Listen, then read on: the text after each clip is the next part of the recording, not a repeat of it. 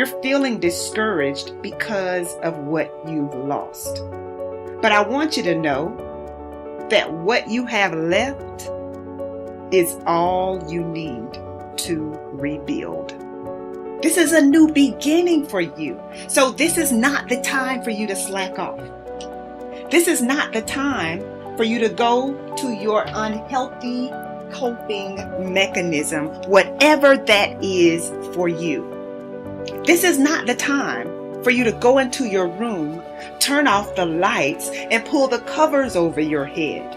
Since most people go through life not allowing themselves to step out because they don't want to let go. They don't want to be blown around. They don't want to be moved. The courage to face life's whirling wind of contradictions. The courage to love yourself. The courage to love. The courage to take a chance. The courage to be who you are. But remember, you're never really helpless. And the sense that you are helpless, or that you might be if certain things were to happen, is something we really ought to be afraid of, and that we should refuse to accept. Just because your circumstance don't reflect it right now doesn't mean that you don't have it. Believe in yourself and get up out of there and go do what you gotta do. We have to redefine success to be peace. Because if you are not at peace, you are not successful. If you get that. If pain is driving your need to produce, if you are not successful, you're running away from something. To me, every day is a beginning, a new day, a new week, a new shot at life. An opportunity to come out of the gate like a man possessed and attack the day without mercy. And of course, I will get tired. I will get beat up. I'll get knocked down and drained, and I will have some bad days. But I will not stop.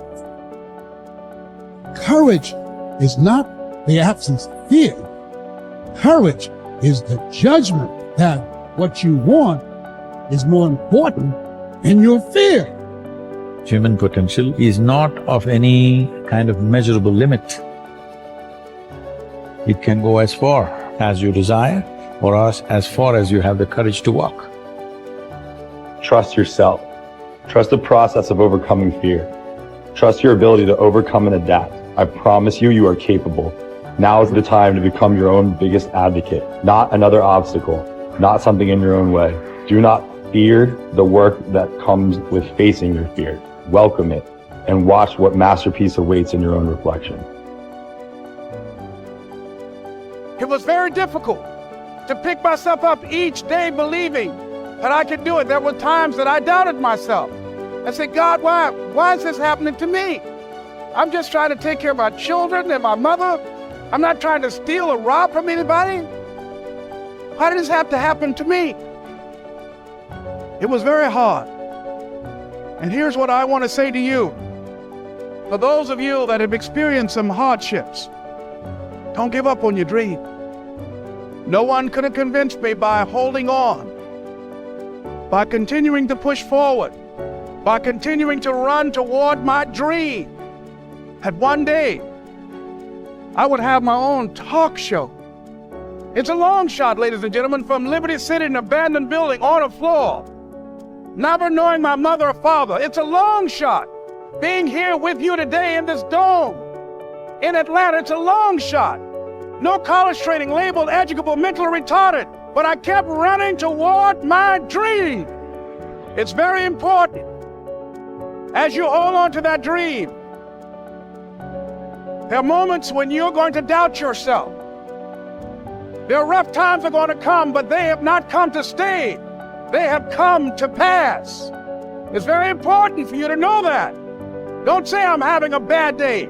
Say I'm having a character building day. It's very important for you to believe that you are the one to make this happen. We are what we repeatedly do. Excellence then is not an act, but a habit. You are your most valuable asset. Your life, your potential, and your possibilities are the most precious things you have. Thus, your great goal in life should be to fulfill that potential and become everything you are capable of becoming. Your ability to learn, grow, and fulfill your potential is unlimited. Today, people are graduating from high school and college in their 70s, learning new subjects and developing new capabilities. Your ability to learn and remember can continue throughout your life if you keep your brain alive, alert, and functioning at its best. Your most precious financial asset is your earning ability. Your ability to work is your primary source of cash throughout your life. You could lose your home, your car, your bank account, and everything you own, but as long as you have your earning ability, you can earn it all back, and more, in the months and years ahead. Your biggest investment, most people don't realize this. They take their earning ability for granted. But it has taken you your entire life to develop your earning ability. Every bit of education, experience, and hard work that you have invested in learning your craft and developing your skills has gone into building this asset. Your earning ability is very much like a muscle. It can increase in strength and power year by year as the result of regular exercise.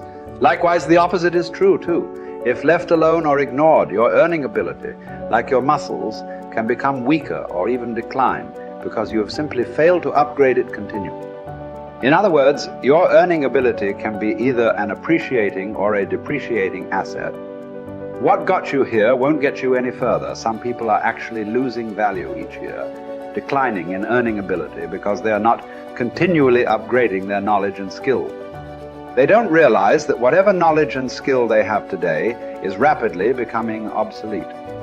It is being replaced by new knowledge and skills that, if you don't have them and someone else does, you will be in danger of being overtaken by your competition. The achievement of personal excellence is a decision you make, or that you fail to make. But in the absence of a commitment to excellence in your chosen field, you automatically default to average performance, or even mediocrity. No one becomes excellent accidentally or by just going to work each day. Excellence requires a definite decision and a lifelong commitment. Knowledge and skill are the keys to the 21st century. Becoming the best person you can possibly be and moving to the top of your field require the application of self-discipline throughout your life. Mental fitness is like physical fitness. If you want to achieve either, you must work at it all your life. You can never let up. You must be continually learning and growing. Every day, week, and month, throughout your career, and in other areas of your life. If you're going to join the top 20% and stay there, to earn more, you must learn more. Abraham Lincoln once wrote, "The fact that some have become wealthy is proof that others may do it as well." What others have done, you can do as well. If you learn how, everyone who is at the top was once at the bottom. Many people who come from average or poor families with average incomes or who grow up in average circumstances have gone on to become some of the most prominent people in their fields. And what hundreds of thousands and even millions of other people have done, you can do as well. Was philosopher Bertrand Russell once wrote that the very best proof that something can be done is that someone else has already done it. There's great power in self-reliance. Self-reliance means you simply look mostly to yourself. It would be nice if someone just gave you this, gave you this, gave you this. It would be nice if everyone did their job exactly as they're supposed to do it. But here's what you've got to do. Primarily rely on yourself. Primarily say, I'm the person responsible. And I will learn the necessary skills so that I can help people learn their skills. If I need lots of people to do certain things to build my organization, that is what I must have. But I've got to be the final backstop. I've got to be the final one that people can rely on. So that if this is missed and this is missed, I can catch up, I can fill the gap, I can do the job. We have to do it when we conduct meetings. We have to do it when we conduct training. We have to do it when we're in a class of just a few. What someone might have missed, we're there to fill in. Self-reliant.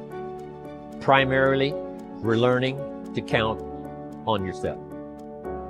So that you can do this, never complain and never explain. Here's the next key power, and that's image.